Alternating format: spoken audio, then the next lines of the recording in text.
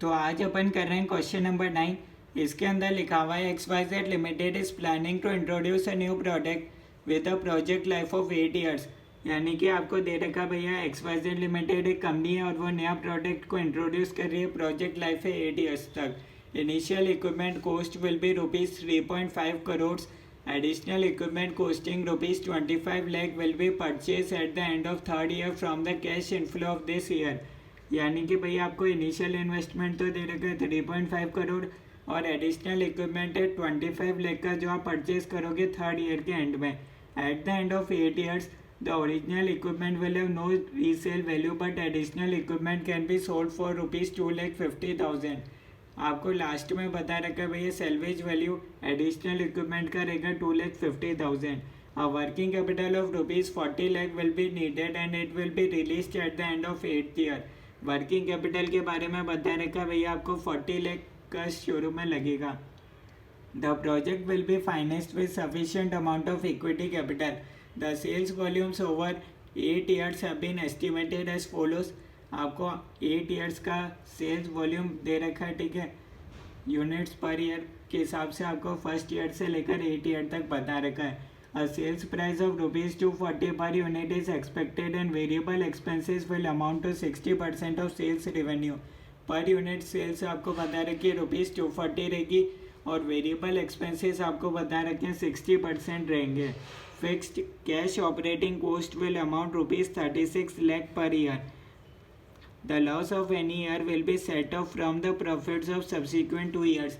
यानी कि भैया अगर किसी साल आपको लॉस हो गया तो आप अगले 2 साल तक इसको सेट ऑफ कर सकते हो।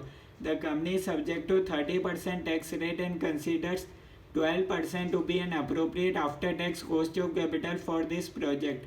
कॉस्ट ऑफ कैपिटल है 12%, टैक्स रेट है 30%। The company follow straight line method of depreciation. Calculate the net present value of a project and advise the management to take appropriate decision. आपको NPV निकालना है और ये क्वेश्चन में आपको PV factors given है। तो आइए अपन देखते हैं भैया क्वेश्चन नंबर 9 का सॉल्यूशन किस प्रकार होगा, ठीक है। तो अपन कर रहे हैं क्वेश्चन नंबर 9। तो सबसे पहले अपन निकालेंगे इनिशियल इन्वेस्टमेंट यानी कि कॉस्ट ऑफ न्यू एसेट्स। तो यहाँ से आपके पास हो जाएगा कॉस्ट ऑफ न्यू एसेट्स हो जाएगा, क्वेश्चन में गिवन है भैया 3.5 करोड़ ₹3,50 लाख। ये अपन को गिवन है cost of new assets, plus आपको दे रखा है इन्वेस्टमेंट इन वर्किंग कैपिटल भी करना पड़ेगा आपको ₹40 लाख का। तो आपका इनिशियल इन्वेस्टमेंट हो जाएगा ₹3,90 लाख। ये आपका रहेगा इनिशियल इन्वेस्टमेंट। और टर्मिनल कैश फ्लो भी अपन देख लेते हैं भैया कितना होगा। टर्मिनल कैश फ्लो यानी कि स्क्रैप वैल्यू। स्क्रैप वैल्यू के बारे में आपको बता रखा है एडिशनल इक्विपमेंट का ही रहेगा, ओरिजिनल इक्विपमेंट का कुछ नहीं रहेगा, ठीक है। इसका रहेगा आपके पास 2,50,000 और वर्किंग कैपिटल रिलीज हो जाएगी eight the end of 8 year 40 lakh, ठीक है। Eight the end of 8th year आपके पास टर्मिनल कैश फ्लो हो जाएगा 42,50,000 का, ठीक है। यहाँ तक आपको कोई डाउट है बता दो। अब अपन निकालेंगे भैया एनुअल कैश फ्लो निकालेंगे, ठीक है। इनिशियल इन्वेस्टमेंट निकाल लिया, टर्मिनल कैश फ्लो निकाल लिया, अब निकालेंगे एनुअल कैश फ्लो, ठीक है।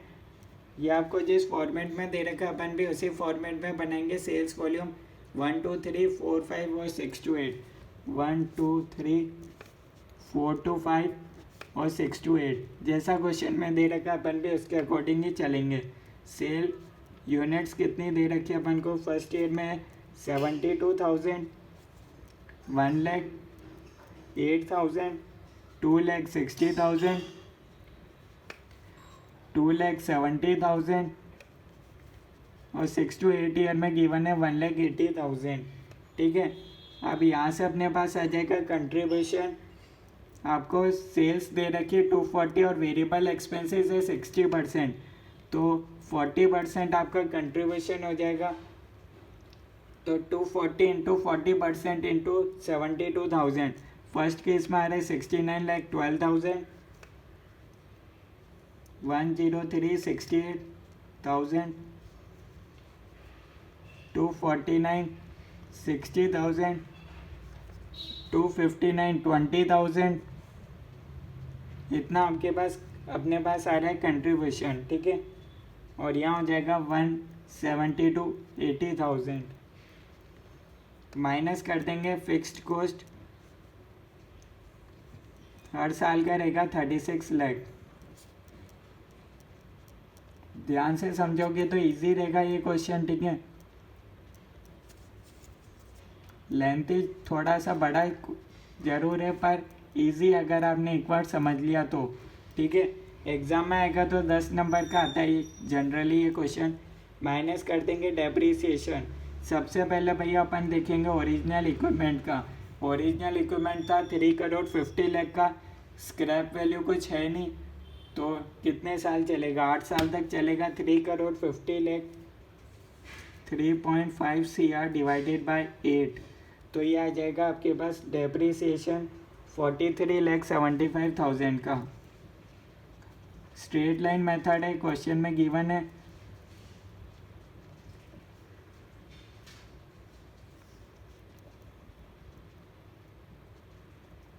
तो ये अपने पास रहेगा 43,75,000।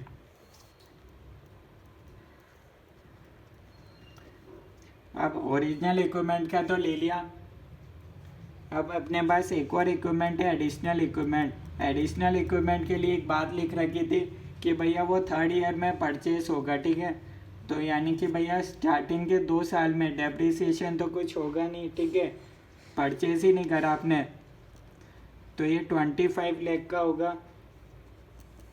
माइनस स्क्रैप वैल्यू आपको मिलेगा इसका 2,50,000 डिवाइडेड बाई यूजफुल लाइफ है, तो इसकी यूजफुल लाइफ कितनी रह जाएगी भैया, टोटल 8 नहीं रहेगी, क्योंकि आपने 3rd ईयर में परचेस करा और ये भैया 8th ईयर में आपको स्क्रैप वैल्यू मिल रहा है, तो 3rd 4th 5th 6 7 8, तो टोटल यूजफुल लाइफ आपके पास हो गई 5 ईयर, ठीक है। यहाँ आप गड़बड़ कर सकते हो एग्ज़ाम में, तो ये बात ध्यान रखना।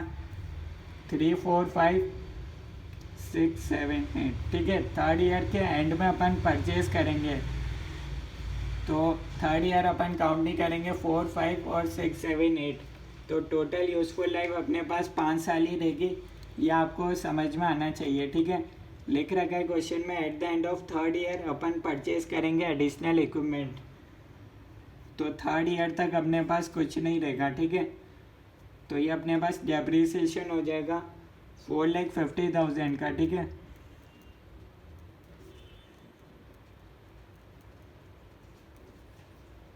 यहाँ तक आपको कोई डाउट है तो बता सकते हो। जिस फॉर्मेट में क्वेश्चन ने दे रखा था अपन ने उसी फॉर्मेट में लिया है, तो इसलिए आपको कोई डाउट नहीं रहना चाहिए कि भैया ऐसे क्यों लिखा, इसका क्या लॉजिक है।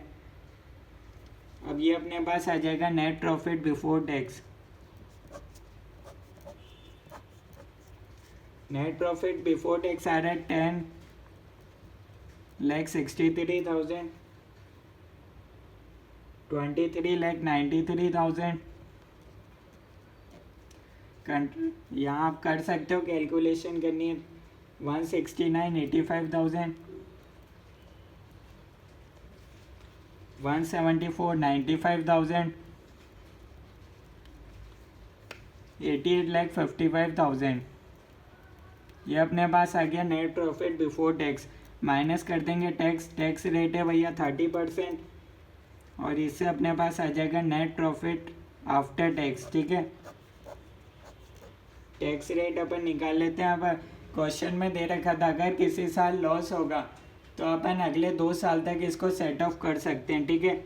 यानी कि भैया यहाँ तो आपको टैक्स देना नहीं पड़ेगा,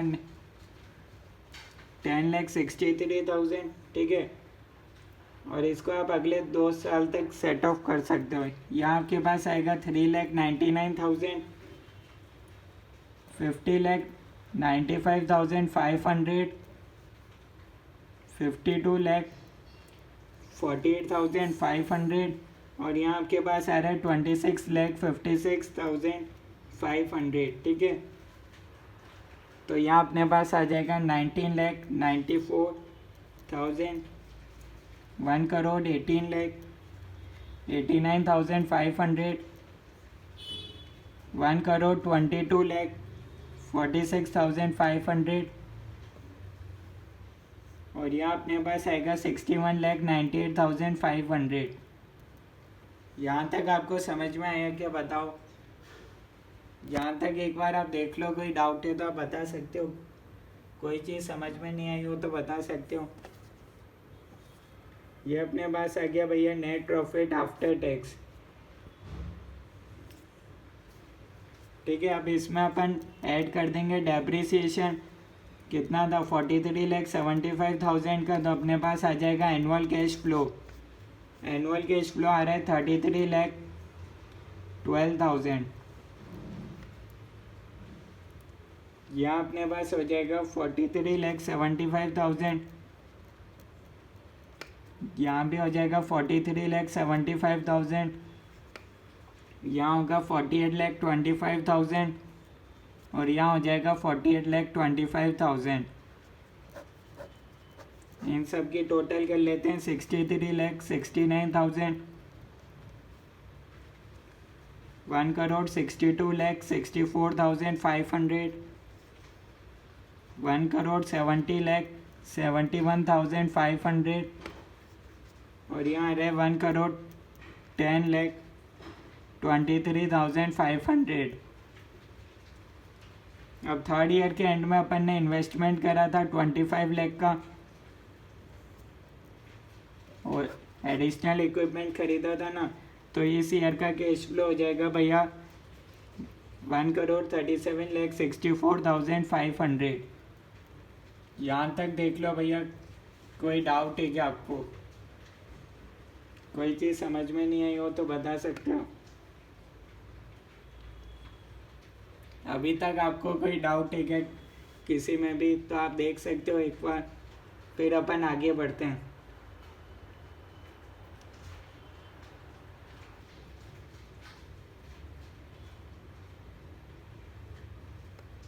तो अब अपन आगे बढ़ते हैं भैया। अब अपन को निकालना रहेगा NPV. First year, second year, third year, fourth year, fifth year, sixth year, seventh year और एट्थ ईयर।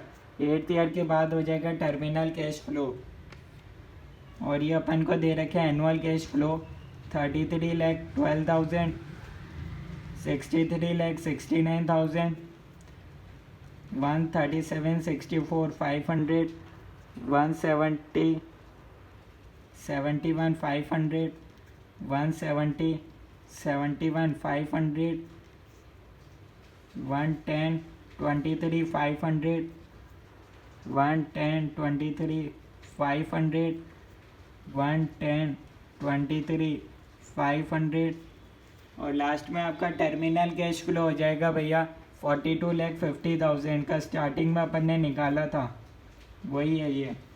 ठीक है, यहाँ से लिखेंगे पीवी फैक्टर 0.893, 0.797, 0.712, 0.636, 0.567, 0.507, 0.452, 0.404।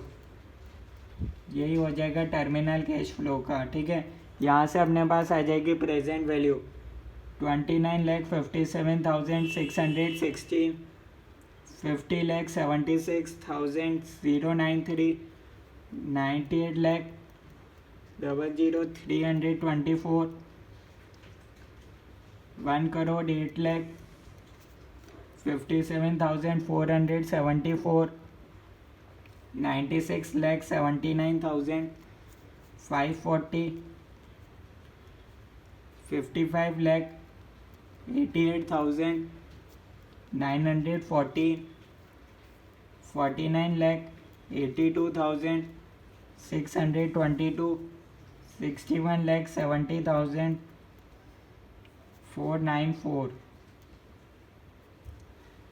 ठीक है, यहाँ तक आपको कोई डाउट है बता सकते हो।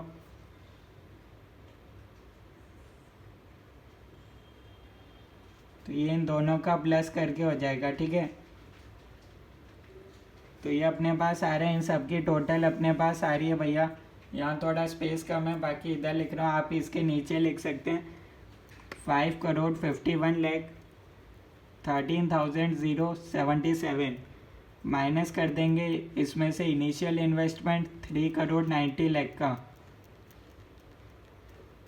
ये आपके पास आ गया एनपीवी। एनपीवी पॉजिटिव है 1,61,13,077। तो आपको एक्सेप्ट कर लेना चाहिए प्रोजेक्ट, ठीक है, क्योंकि एनपीवी पॉजिटिव है। तो ये था भैया इस क्वेश्चन का सॉल्यूशन। कोई डाउट है तो बता सकते हो कमेंट्स के अंदर। ये था भैया इनिशियल इन्वेस्टमेंट और टर्मिनल कैश फ्लो, ये एनुअल कैश फ्लो, और ये आपका एनपीवी, ठीक है। इसकी टोटल मैंने इधर लिखी है और इसमें से माइनस कर दिया। एनपीवी का फॉर्मूला होता है present value of cash inflow minus present value of cash outflow. ये इनिशियल इन्वेस्टमेंट है आपका, ठीक है। तो ये आपके पास आ गया एनपीवी।